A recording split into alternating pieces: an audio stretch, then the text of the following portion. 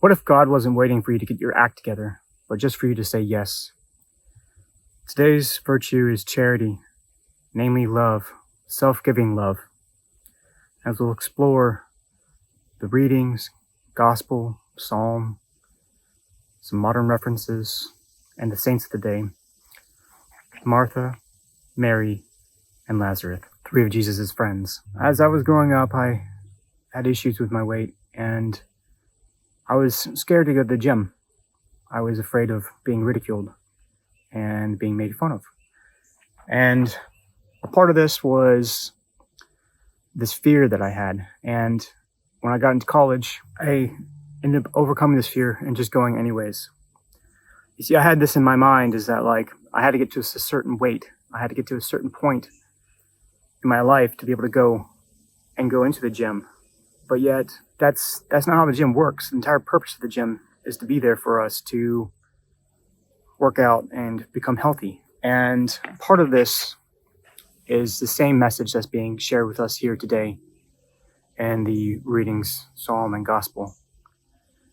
It is this revelation from God that we do not need to be perfect for His love, but just be there with Him. As we take a look at the Exodus, it is right after the events of the golden calf. This is right when Moses came down, saw them worshiping a false idol. And God explains to them that He is not like the pagan gods.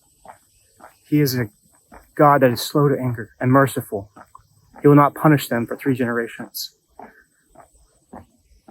This is something that is such a blessing from God that we sometimes take for granted, is that He does have the sacrament of confession that we can take whenever we so choose.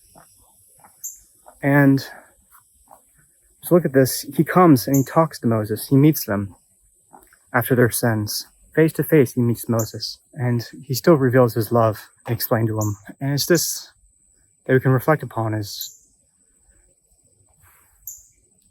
He could have been very angry for this. And yet He still chose mercy and love to love His people, to work on His side of the covenant. And we sing praise to Him in the psalm about His mercy and His love. And as we look at the 2 different options of the lectionaries today, one is the resurrection of Lazarus, and the other one is the story of Mary and Martha, what Jesus visits. As we look to the story of Mary and Martha, we have the one sister that is sitting with God, listening to Him. And the other one that is busy, trying to serve the Lord. They're both ways that God explains love to us, is through service of just sitting with Him, like He can in adoration. And as we look at the other story of the gospel, the story of Lazarus and his resurrection, it's this blind trust that they have in God, declaring that He is Jesus Christ, He is the Son of God, and that through Him all things can be done. It's this faith, and leads to the resurrection of Lazarus. As Jesus doesn't just resurrect him, though. He goes and He cries with them before He does. He has such compassion and love for us each and every day. All He expects from us is to make that 1% effort, to say yes. It's like the beautiful illustration you have where man is reaching out to God in the painting of the Sistine Chapel. You can see God's hand is extended out. The human hand is just slightly bent, waiting to extend. Just that last final percentage. There is this great mystery revealed in these Gospels of the 3 different loves. They reflect the different virtues of God, too. You have hope, the hope of Lazarus, and the resurrection, charity, if she's serving God, and faith, as the other sister sits there quietly with Jesus. There's a movie that explains this effort that we can do and how God can transform our lives. It's based on a true story, and the name of the movie is Father Stu. It stars a boxer. He's at the prime of his life, looking for ambition, women, all the riches in the world, and then tragedy strikes and he's injured. And he moves to LA to become an actor. And he's struggling, and he meets this woman, and he falls in love with her and wants to win her affection, and finds out that she's Catholic. And the only way that she'll have a relationship with him is if he goes through the program of RCIA, which is now OCIA, but it's the rite of Christian initiation.